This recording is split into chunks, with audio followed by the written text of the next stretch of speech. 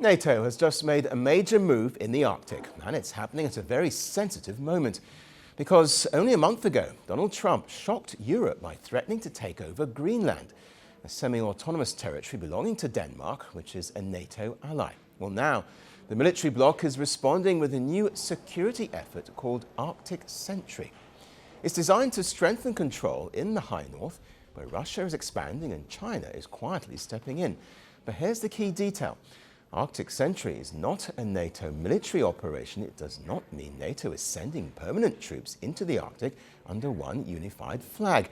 Instead, it's essentially a new NATO label that brings together multiple national military exercises already happening in the region. Well, that includes Denmark's Arctic endurance drills and Norway's major winter training exercise named Cold Response.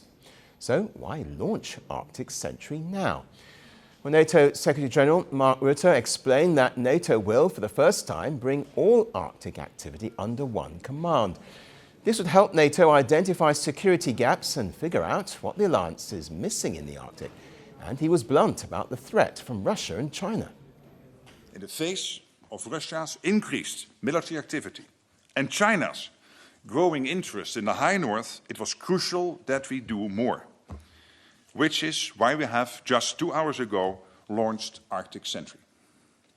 Arctic Sentry leverages the strengths of the alliance by bringing together NATO and allied activities in the high north into one overarching operational approach to the region. He described Arctic Sentry as a multi-domain activity, meaning it will include coordination across land, air, sea, and possibly cyber and surveillance systems. Several countries are already stepping forward. The United Kingdom announced that it will double the number of British troops deployed to Norway over the next 3 years to 2,000 soldiers. Some will take part in a planned drill called Exercise Lion Protector in September. Denmark's defence minister promised that Copenhagen would contribute substantially to Arctic Sentry, and Germany also confirmed it will send an initial 4 Eurofighter jets to participate. Finland, which shares a massive 1,340-kilometre border with Russia, praised the initiative, calling it a strengthening of Arctic security. But will NATO actually deploy major new military capabilities, or is this mostly about coordination and messaging? Well, NATO's Arctic Sentry activities will be coordinated through its US headquarters in Norfolk, Virginia.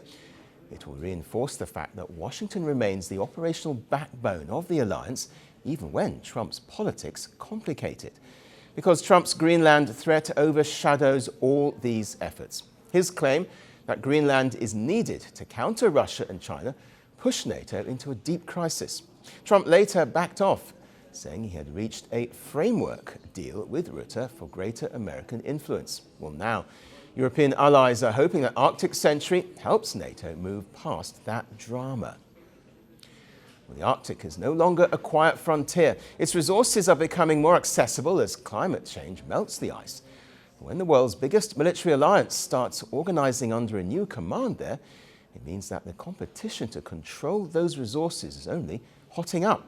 Well, for more on this, we're joined by Rasmus Sondergaard, a senior researcher at the Danish Institute for International Studies, live now from Copenhagen. Welcome to the programme. So will Arctic Sentry, do you think, be enough to fend off pressure from Donald Trump when it comes to the ownership of Greenland? Time will tell, but it's the right question to ask, because even though we hear from NATO Secretary-General Mark Rutte that this is about sort of countering Russian and Chinese presence in the Arctic, we all know that the timing of this NATO exercise is driven by Trump's interest in Greenland. So this is the real question to ask. Will this be enough to freeze Donald Trump's interest in Greenland? And time will tell. But certainly this NATO exercise helps counter some of Trump's arguments, namely that the Arctic is unprotected and that Chinese and Russian activities are not being countered. Now NATO is stepping up to counter those activities, thereby removing one of Trump's arguments for why he needs control over Greenland. Well, yes, he says unprotected, as you mentioned there. So to what extent will European countries be reassessing their own security, especially when it comes to how much they spend on defence?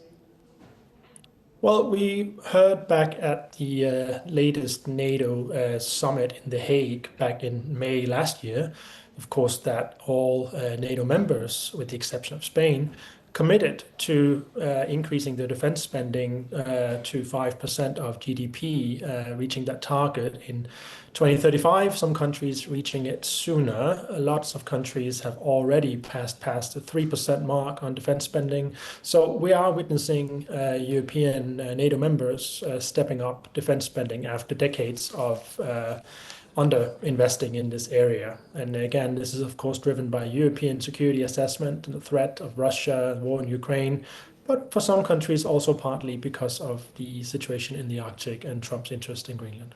And with all of this then, what will Russia and China be making of this NATO maneuver? How might they respond?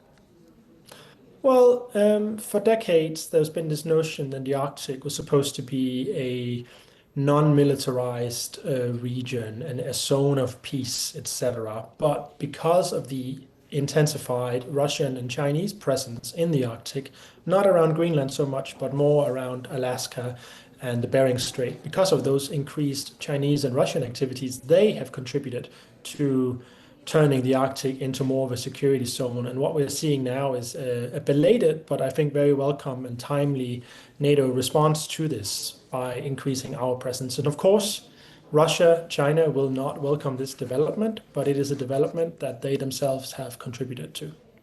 Rasmus Sondergaard, we appreciate your time. Thank you for joining us. Thanks for having me. He rebuilt Egypt's pride after defeat. He turned victory into legitimacy.